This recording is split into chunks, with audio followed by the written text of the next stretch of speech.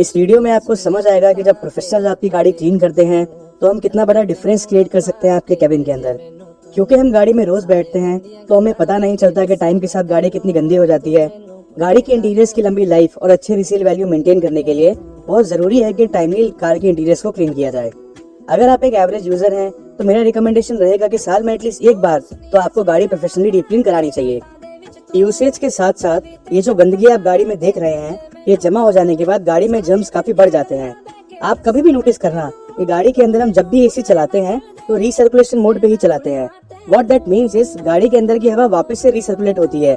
तो सोचिए over the period of time कितने जर्म्स गाड़ी के केबिन के अंदर हैं जो हम वापस से इनहेल कर रहे हैं। रेगुलर क्लीनिंग कराने से न केवल गाड़ी साफ रहती है बट अंदर बैठने पर जो खुशबू आनी चाहिए या जो फील गुड फैक्टर हमें मिलना चाहिए वो भी हमें मिलता है।